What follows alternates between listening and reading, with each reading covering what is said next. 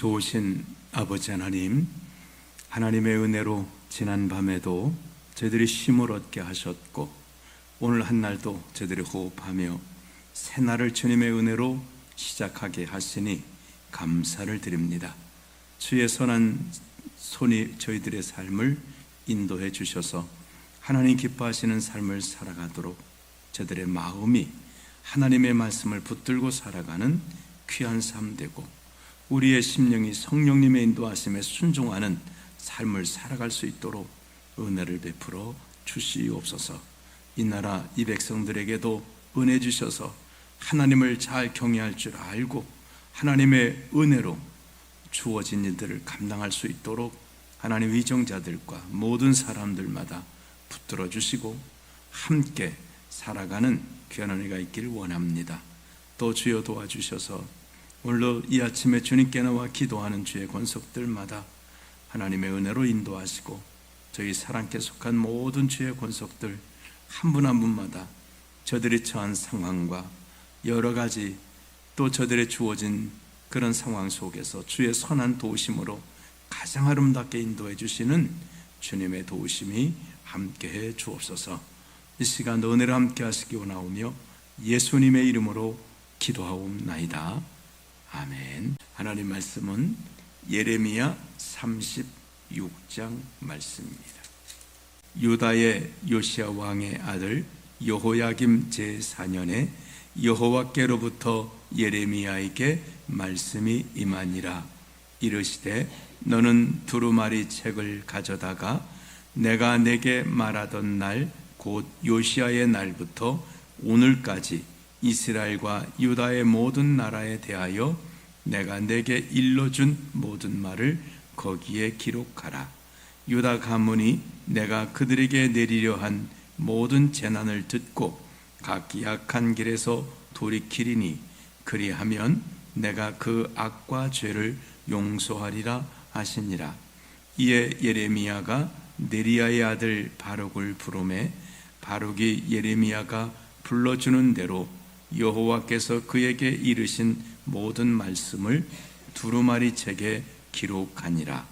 예레미야가 바룩에게 명령하여 이르되 나는 붙잡혔으므로 여호와의 집에 들어갈 수 없으니 너는 들어가서 내가 말한 대로 두루마리에 기록한 여호와의 말씀을 금식일에 여호와의 성전에 있는 백성의 귀에 낭독하고 유다 모든 성읍에서 온 자들의 귀에도 낭독하라. 그들이 여호와 앞에 기도를 드리며 각기 악한 길에서 떠나리라. 여호와께서 이 백성에 대하여 선포하신 노여움과 분이 크니라. 네리야의 아들 바룩이 선지자 예레미야가 자기에게 명령한 대로 하여 여호와의 성전에서 책에 있는 여호와의 모든 말씀을 낭독하니라. 유다의 요시야 왕의 아들 여호야김의 제5년 9월에 예루살렘 모든 백성과 유다 성읍들에서 예루살렘에 이른 모든 백성이 여호와 앞에서 금식을 선포한지라. 바룩이 여호와의 성전 윗들 곧 여호와의 성전에 있는 세문 어깃 곁에 있는 사반의 아들 서기관 그마랴의 방에서 그 책에 기록된 예레미야의 말을 모든 백성에게 낭독하니라.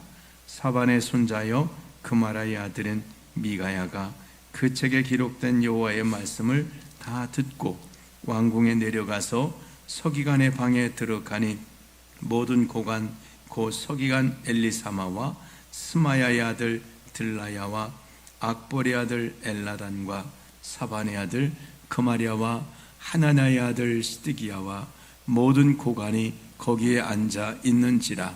미가야가 바룩이 백성의 귀에 책을 낭독할 때에 들은 모든 말을 그들에게 전하매 이에 모든 고관이 구시의 증손 셀레미야의 손자 느다냐의 아들 여후디를 바룩에게 보내 이르되 너는 백성의 귀에 낭독한 두루마리를 손에 가지고 오라. 네리야의 아들 바룩이 두루마리를 손에 가지고 그들에게로 오니 그들이 바룩에게 이르되 앉아서 이를 우리 귀에 낭독하라. 바룩이 그들의 귀에 낭독하매 그들이 그 모든 말씀을 듣고 놀라서 서로 보며 바룩에게 이르되 우리가 이 모든 말을 왕에게 아뢰리라. 그들이 또 바룩에게 물어 이르되 너는 그가 불러주는 이 모든 말을 어떻게 기록하였느냐? 청하노니 우리에게 알리라. 바룩이 대답하되 그가 그의 입으로 이 모든 말을 내게 불러주기로 내가 목으로 책에 기록하였노라. 이에 고관들이 바룩에게 이르되 너는 가서 예레미야와 함께 숨고 너희가 있는 곳을 사람에게 알리지 말라 하니라. 그들이 두루마리를 서기관 엘리사마의 방에 두고 뜰에 들어가 왕께 나아가서 이 모든 말을 왕의 귀에 아뢰니 왕이 여후디를 보내어 두루마리를 가져오게 하매 여후디가 서기관 엘리사마의 방에서 가져다가 왕과 왕의 곁에 선 모든 고관의 귀에 낭독하니 그때는 9째 달이라. 왕이 겨울 궁행전에 앉았고 그 앞에는 불피운 화로가 있더라. 여후디가 서너 쪽을 낭독하면 왕이 면도칼로 그것을 연하여 베어 화롯불에 던져서 두루마리를 모두 태웠더라. 왕과 그의 신하들이 이 모든 말을 듣고도 두려워하거나 자기들의 옷을 찢지 아니하였고 엘라단과 들라야와 그마랴가 왕께 두루마리를 불사르지 말도록 아뢰어도 왕이 듣지 아니하였으며 왕이 왕의 아들 여라무엘과 아스리의 아들 스라야와 압디엘의 아들 셀레마에게 명령하여 서기관 바룩과 선지자 예레미야를 잡으라 하였으나 여호와께서 그들을 숨기셨더라. 왕이 두루마리와 바룩이 예레미야의 입을 통해 기록한 말씀을 불사른 후에 여호와의 말씀이 예레미야에게 임하니라. 이르시되 너는 다시 다른 두루마리를 가지고 유다의 여호야김 왕이 불사른 첫 두루마리의 모든 말을 기록하고 또 유다의 여호야김 왕에 대하여 이와 같이 말하기를 여호와의 말씀에 내가 이 두루마리를 불사르며 말하기를 내가 어찌하여 바벨론의 왕이 반드시 와서 이 땅을 멸하고 사람과 짐승을 이 땅에서 없어지게 하리라는 말을 이 두루마리에 기록하였느냐 하도다. 그러므로 여호와께서 유다의 왕 여호야김에 대하여 이와 같이 말씀하시니라. 그에게 다윗의 왕에 앉을 자가 없게 될 것이요 그의 시체는 버림을 당하여 낮에는 더위 밤에는 추위를 당하리라. 또 내가 그와 그의 자손과 신하들을 그들의 죄악으로 말미암아 벌할 것이라. 내가 일찍이 그들과 예루살렘 주민과 유다 사람에게 그 모든 재난을 내리리라 선포하였으나 그들이 듣지 아니하였느니라. 이에 예레미야가 다른 두루마리를 가져다가 네리야의 아들 서기관 바룩에게 주매 그가 유다의 요야김 왕이 불사른 책의 모든 말을 예레미야가 전하는 대로 기록하고 그 외에도 그 같은 말을 많이 더하였더라. 아멘. 오늘 말씀은 하나님이 예레미야에게 그동안 유다에 대해서 말했던 하나님의 모든 말씀을 책에다 기록을 해라. 그래서 그것을 백성들의 귀에다가 들려주어라. 그러면 그들이 그 말을 듣고 회개할 수도 있다라고 말씀을 해주고 있습니다. 그래서 바룩이라는 사람이 이 서기관이 이제 예레미야의 말을 다 기록을 해서 지금으로 말하면 이 성경을 예레미야서를 만든 것이죠. 그리고 마침 이제 이때가 금식하는 그런 날이었다라고 말하죠. 금식하는 절기가 되었다고 말합니다. 9절에 보시면 유다의 요시야 왕의 아들 요야김의 제5년 9월에 예루살렘 모든 백성과 유다 성읍들에서 예루살렘에 이른 모든 백성이 여호와 앞에서 금식을 선포한지라. 그러니까 이제 그 왕이 한 것이 아니라 모든 백성들이 금식을 선포했다. 그러니까 금식할 만한 어떤 국가적인 지금 큰 일이 생겨진 겁니다. 그래서 하나님의 은혜가 필요한 그런 때가 된 겁니다. 다시 말하면 이때 이스라엘 백성들의 마음이 갈급한 마음이 된 거예요. 정말 심령이 가난한, 애통하는 마음들이 된 겁니다. 금식하면서 부르짖는 이런 애통하는 마음 속에 하나님의 말씀이 들려질 때 이들은 그 말씀을 더 믿음으로 받아들일 수 있게 된 거죠. 그래서 10절에 보면 바룩이 여호와의 성전 윗들 곧 여호와의 성전에 있는 세문호기 곁에 있는 사반의 아들 서기관과 그마리아의 방에서 그 책에 기록된 예레미야의 말을 모든 백성에게 낭독하니라. 그래서 이 말씀들을 이제 듣게 되죠. 백성도 듣게 되고 또 성전에서 봉사하는 많은 그런 이제 그 제사장들, 레위 사람들이 듣게 됩니다. 그래서 이들이 이 말씀을 듣고 이제 놀라게 되는 거죠. 하나님의 말씀을 예레미야가 예전에 전했죠. 이들이 들었습니다. 그런데 우리는 그 말씀들을 잊어버릴 수가 있습니다.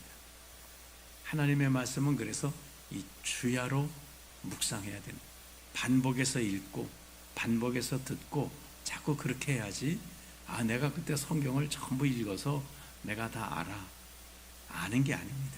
그리고 하나님 말씀은 머릿속에 담아두는 게 아니라 이 가슴에 담아야 됩니다.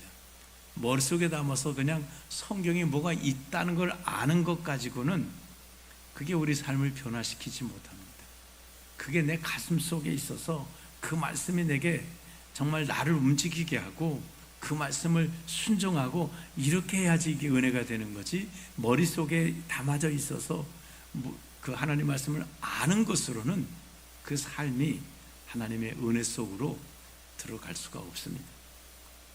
그런데 들으면, 말씀을 자꾸 읽으면 이 말씀들이 우리 속에 자꾸 와서 우리 마음을 움직이게 됩니다. 그랬더니 이들이 이 말을 듣고 빨리 성경을 가져와라.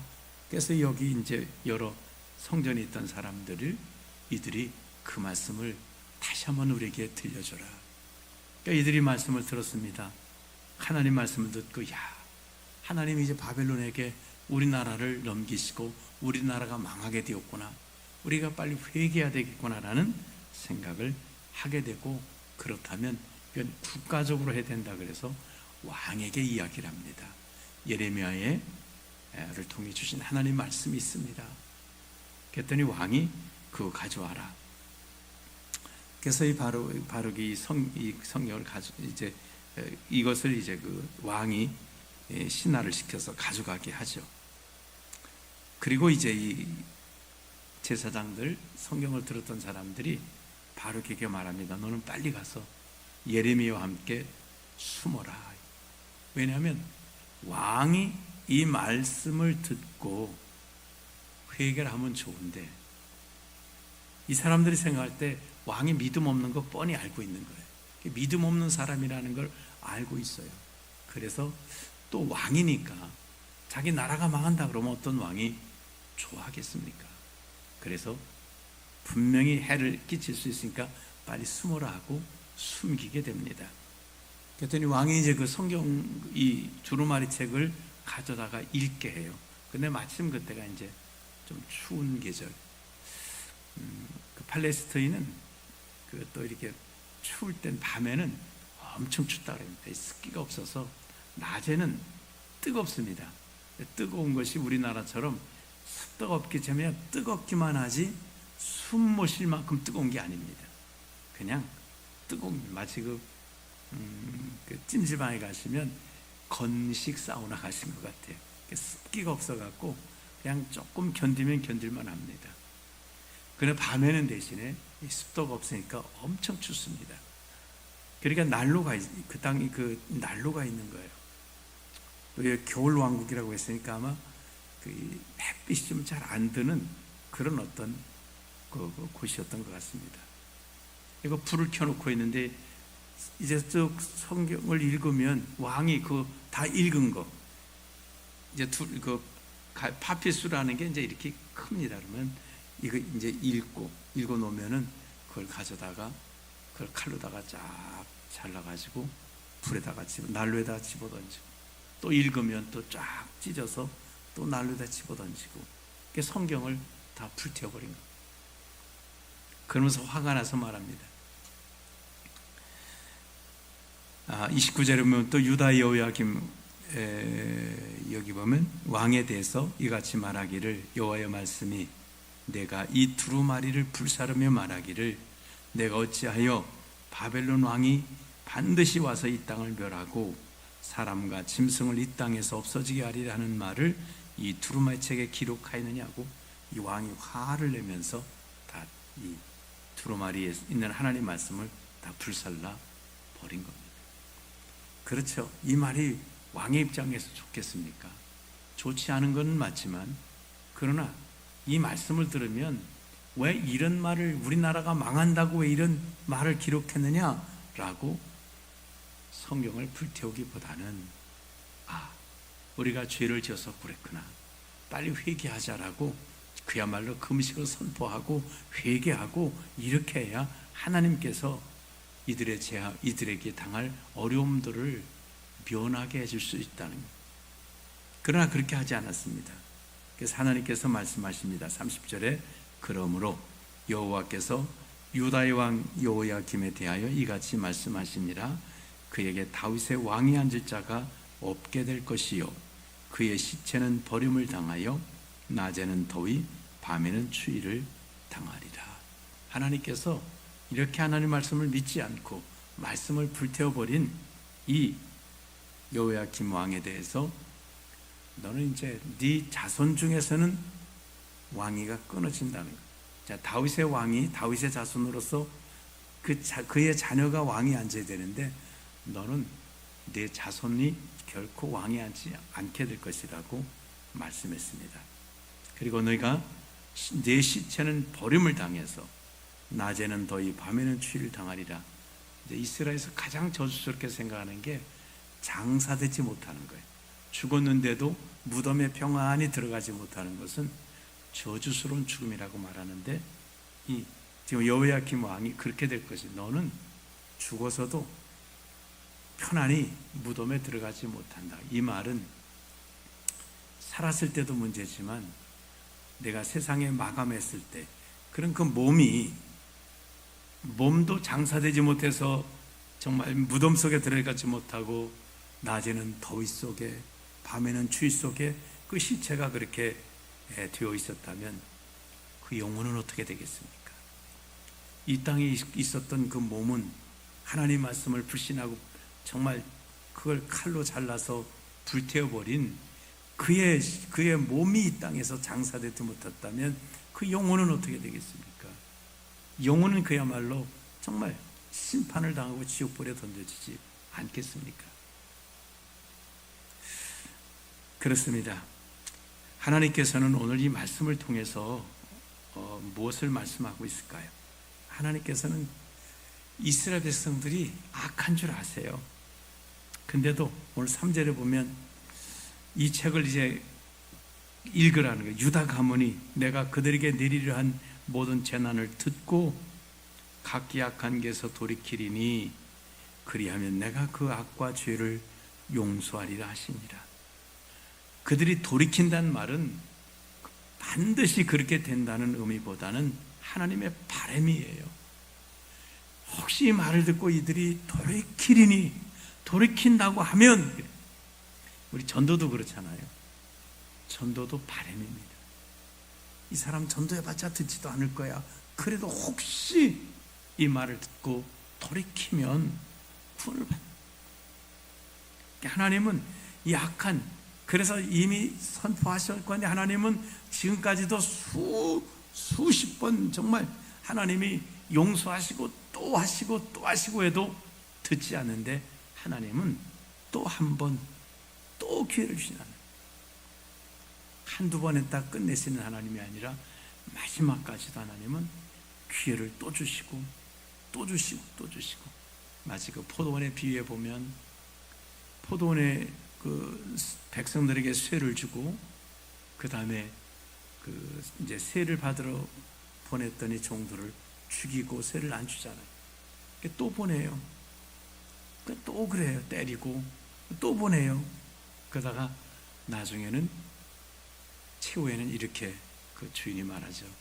내 아들을 보내리라. 내 아들은 저들이 공경하리라. 최후에는 아들을 보냈는데 아들까지도 죽였다. 그렇습니다. 종들을 죽이는 악한 그들에게 기회를 주기 위해서 아들까지도 보내셨어요. 하나님은 독생자 예수님까지도 우리에게 보내주셔서 또 기회를 주시는 하나님이십니다. 우리도 마찬가지예요. 하나님이 기회를 또 주시고 또 주시고 할 때 하나님의 사랑 때문에 자꾸 주시는 거지 영원토록 있는 기회는 아니지요. 이렇게 왕처럼 정말 성경까지 다시 기록해서 예레미야가 예전에 목 터지게 말했던 것을 듣지 않은 걸 다시 기록을 해서 가져다가 주면 듣고 회개해야 되는데 이렇게 불살라버리면 그는 다시는 기회가 없어진다고 하는 것입니다. 하나님은 우리에게 기회를 주신 하나님, 우리에게 주시는 기회를 우리는 미루지 말고 잘 붙들고 그 기회를 사용해서 하나님의 은혜 안에 살아가는 귀한 삶이 되시기를 주님의 이름으로 축원합니다. 기도하겠습니다. 좋으신 하나님 아버지, 하나님은 유다 백성들에게 기회를 주시고 또 주시고 또 주시고 또 주시고 마지막까지도 정말 그들을 놓지 않으시고 돌아서기만 하면 그들의 죄를 내게 용서하리라고 기다리고 계신 하나님, 정말 우리를 향해서도 이런 사랑을 베푸신 하나님 앞에 우리가 하나님 주시는 기회를 잘 붙들고 믿음으로 사용하게 하시고, 안 들을 줄 알면서도 하나님은 또 그들에게 말씀을 전해서 회개케 하시는 것을 저희들이 깨닫고, 우리도 때로는 이 땅에 잘 듣지 않는 자들에게도 복음을 전해서 혹시 그들이 들으면 구원받으리라는 생각을 가지고 우리가 때를 얻든지 못 얻든지 또 말씀을 전할 수 있는 그런 삶을 살아가게 하시옵소서. 이 아침에도 기도하는 주의 자녀들 한 분 한 분마다 은혜로 함께 하시고 응답하시고 선하게 인도해 주옵소서. 예수님의 이름으로 기도하옵나이다. 아멘.